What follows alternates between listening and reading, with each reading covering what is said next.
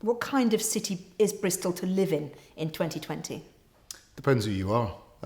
Different people, different communities experience Bristol incredibly differently. I'm one of those that's experienced it in many different ways. 2 world-class universities, lots of green space, thriving creative sector, new home of Channel 4, but we got 1 in 4 of our children living in income-deprived households. Bristol has the aim of being a net zero carbon city by 2030. Why do you think this target is so important? So decarbonising the economy also makes space for the economy to grow. It's going to be one of the huge breaks on prosperity in the future if all prosperity comes with a high carbon price, because we'll create the conditions for future climate shocks.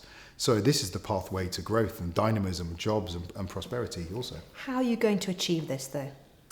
Well, we're working together as a city. One of the things we recognise is that what Bristol is not delivered by the local authority alone.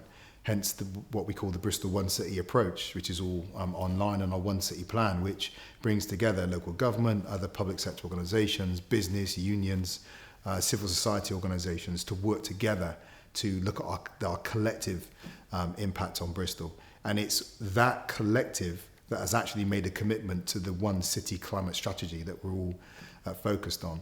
But there's a huge piece of this that depends on money and finance.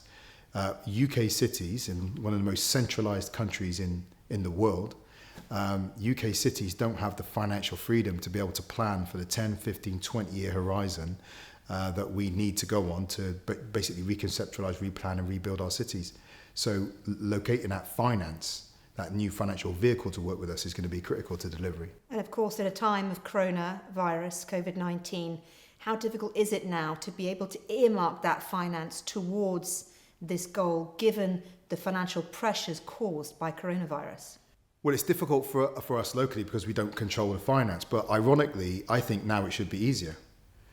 If we front load investment in green infrastructure, we front load the investment in reconceptualising, as I said, replanning, rebuilding our cities to decarbonise city systems, decarbonise our waste system, our housing system, our transport system, those processes that we don't even think about. That is billions of pounds worth of spend. We can bring confidence to the economy, we can line up jobs, and we can begin benefiting from the decarbonised economy sooner rather than later. I would also say that if we invest in those areas, we build resilience into the economy. We reduce the likelihood of floods. We bring the flood defence, for example, in place. I think more resilient cities in the future will be incredibly attractive for inward investors, because you'll know that that place is more resilient against future shocks, be they climate or social or health. What do you think is going to make Bristol as a city more likely to achieve that net zero carbon goal compared to other comparable cities in the UK, do you think? What makes you more likely to do that? I don't know. I'm wary about saying that we'll be first or we're more likely than anyone else. Do you want to be first? First ain't the goal. The goal is to just get it done. For the good of the planet, is fantastic if someone did it by 2027. I wouldn't bemoan that. I'd just say if Birmingham did it by 2027 or Manchester or Nottingham, I'd say fantastic. Right? That's good for the planet. We just got to do what we can do. Right? And so what are the features of the city that support delivery? One is there is a city appetite for it.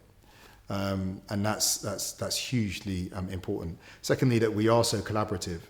Both within our city. So as I said, our One City plan, it's not a local council plan, it's a plan that's been endorsed by the city. And we have our head of our health service, our police, our universities all working together, and business and unions working together around a smaller number of shared aims.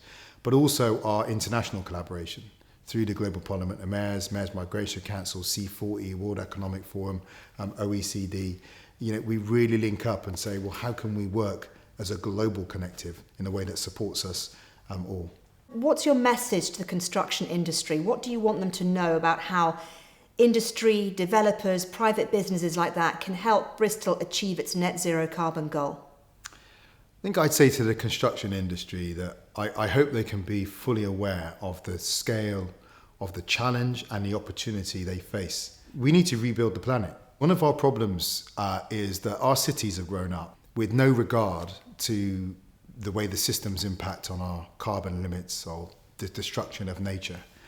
We now need to go into a time where we rebuild our cities, reconceptualize what they are and how they function, plan them and actually build them. The people with the expertise to do that are in the construction sector and thinking about not just building individual units, but getting into the business of city systems. So that when people get rid of their waste, when they turn on their tap, when they go to buy food, they are participating in systems, whether those people know it or not, that are low carbon. The construction sector can be a part of that. Be expansive, be imaginative, and be leaders. And I think it is like I said, it comes with a great deal of responsibility and pressure, but what an amazing pressure to take on.